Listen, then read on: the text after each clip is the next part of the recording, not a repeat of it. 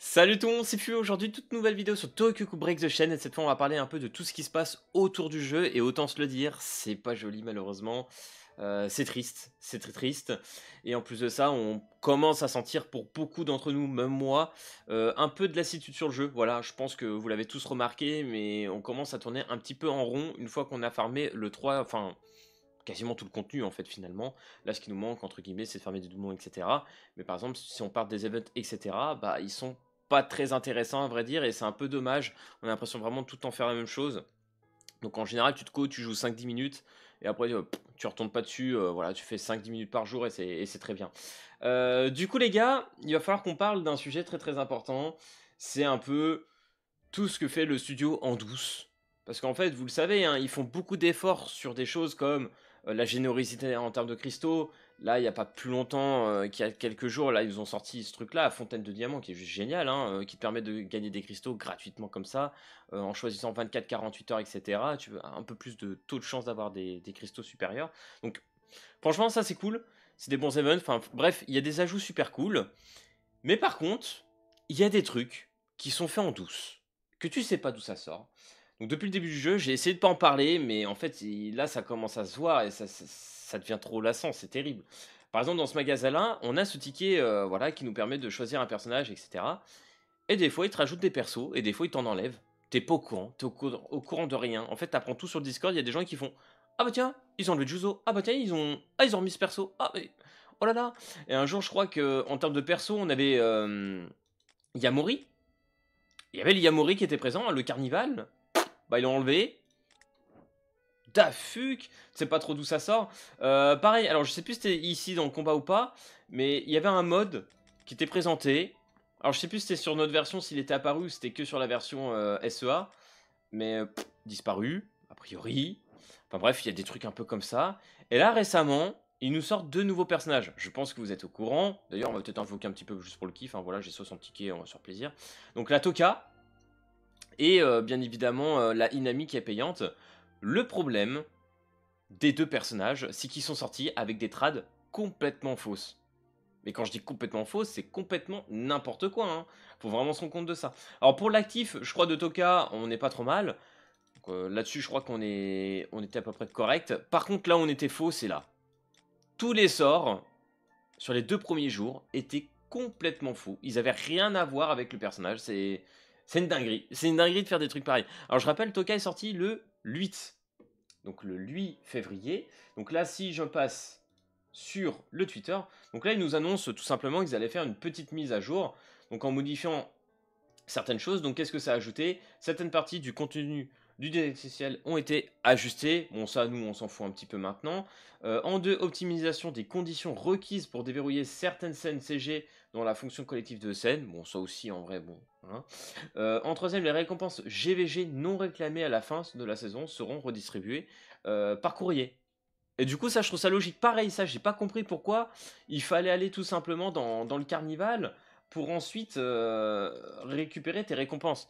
J'ai trouvé ça, mais débile. Depuis le début, c'était dans la boîte aux lettres, c'était très très bien. Pourquoi ils ont modifié ça? Ça, déjà, ça aussi, j'ai pas compris.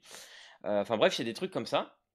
Donc du coup, ils ont fait la mise à jour qui a eu lieu le 10. Donc entre le 8 et le 10, il y a eu 2 jours. Donc pendant 2 jours, il y a des gens qui ont lu Inami et Toka et qui se sont dit voilà bah les stats du personnage, on a une Inami qui fait des rank up en début de combat, etc. Parce que c'était vraiment ça, hein, je vais vous mettre après la trad, mais ça n'a absolument rien à voir avec la première, hein, qui d'ailleurs n'était pas le cas sur la SEA. Hein. La SEA était juste, mais la version globale était fausse. Hein. Je sais pas ce qui s'est passé.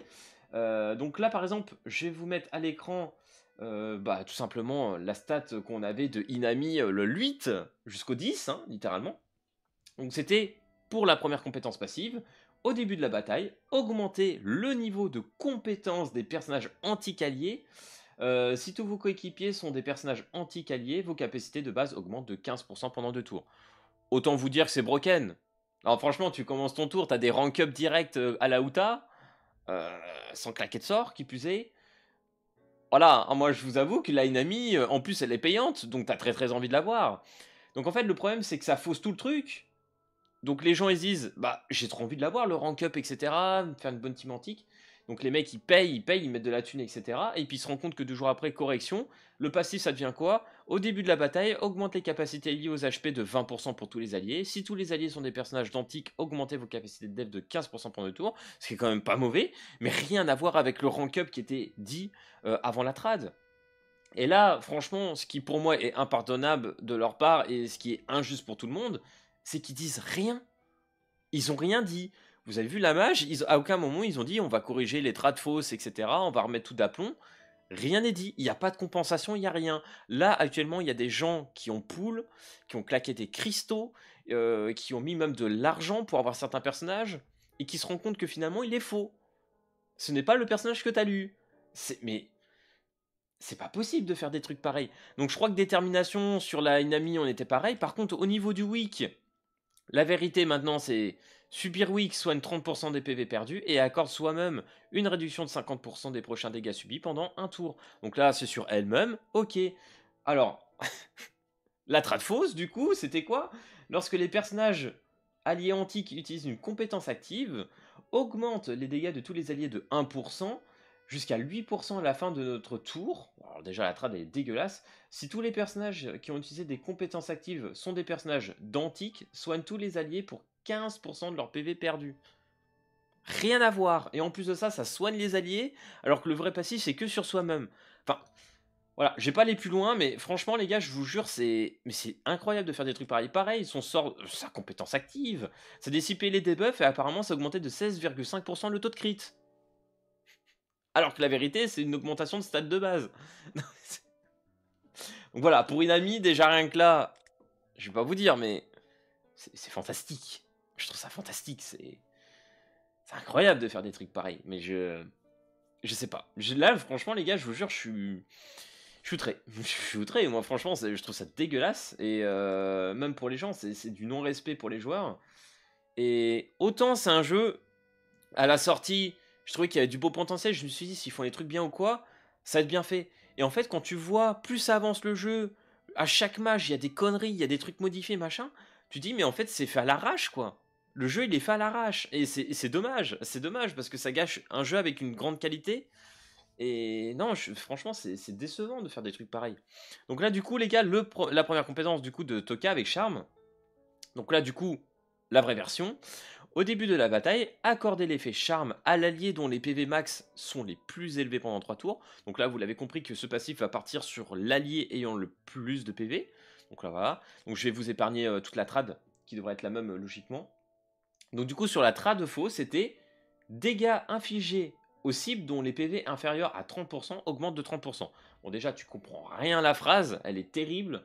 Ensuite, quand tu commences à lire le début de charme, dirige toutes les attaques vers le personnage lui-même. Donc là, tu as tendance à te dire sur la fausse trad, vu que ça ne veut pas dire grand-chose, que tu vas avoir le buff sur toi-même, et que ça va se passer comme ça, et que du coup, ça va te gagner un shield de 25%, et réduction de dégâts, etc. Sauf qu'en fait, non, pas du tout. Ça va se mettre sur l'allié avec le plus d'HP, etc. Donc, rien à voir.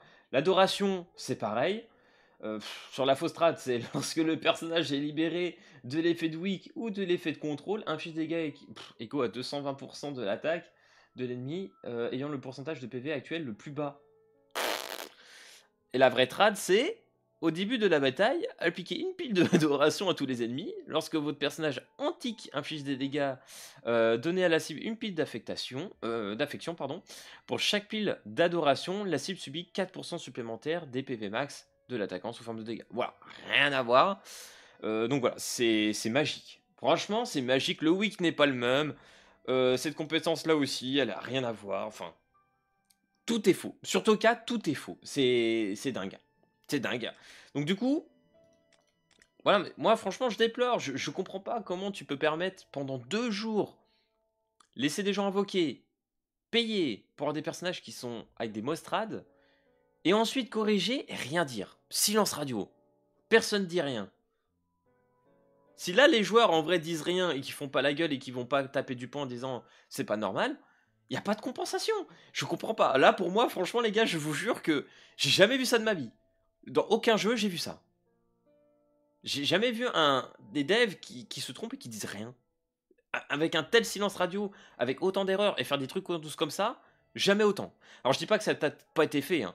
J'ai oui souvenir quand même qu'il y a dû avoir des trucs, mais à ce point-là, jamais vu. À ce point-là, c'est une première. Vraiment, c'est incroyable. Donc du coup les gars, ce que je vous propose pour finir cette vidéo, c'est qu'on invoque, voilà, on va se faire un petit peu plaisir, on va invoquer un petit peu la toka, puis bah voilà, si on l'a une fois, c'est cool, ça va me permettre de monter un petit peu l'event pour avoir des doublons, et puis bah on verra bien, hein. On verra bien si on la drop, si on l'a pas c'est pas grave, de toute façon je vais pas forcer plus, je veux garder mes tickets pour le futur personnage qu'on aura en carnival. Ouh, ok, Tocalise, donc potentiellement 2, ça c'est plutôt pas mal, c'est parti mon kiki. Mais c'est dommage parce que franchement ce que je dis c'est qu'en termes de ressources, cristaux etc, le jeu ça passe en fait, hein. Donc franchement les gars, faites gaffe à vos... Je veux dire faites gaffe à votre argent, hein. Si vous voulez mettre vraiment de l'argent dans le jeu... Bon nickel, la petite toca qui tombe. Si vous voulez mettre de l'argent dans le jeu, faites vraiment gaffe quoi. Parce que là on sait jamais vraiment ce qui se passe, hein. C'est une dinguerie, hein. Eh ben écoutez les gars, c'est nickel, j'ai même pas eu besoin de claquer tous mes cristaux, enfin mes tickets plutôt. Donc du coup nickel, on a la toca. Donc j'imagine les gens qui devaient tester le personnage avec les paliers et qui se rendaient compte que... Mais ça ne fait pas du tout ce qui est marqué. Non, c'est incroyable. Je vous jure, c'est insane. Plus l'event, moi je suis désolé, mais... Qui a envie de farmer ça? Donc là, t'as l'enregistrement tous les jours, ça ok. Les missions quotidiennes, cérémonies. Non mais, je sais que ça... la vidéo où j'avais parlé un peu des events, je pense qu'il a été un peu mal compris de la façon dont je devais m'exprimer. Mais quand je comparais à cette DS, c'est juste que j'aurais voulu qu'on ait un système vraiment de story un petit peu à part, où on sent qu'il y a un peu de travail sur des choses à farmer et qui vont te donner envie, un peu de passion à faire.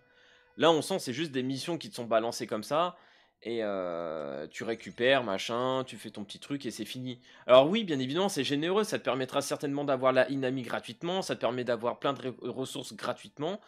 Là-dessus, j'ai rien à dire, c'est super. C'est juste que j'aurais voulu que les events soient amenés autrement. C'est pas passionnant à faire en fait, c'est tout.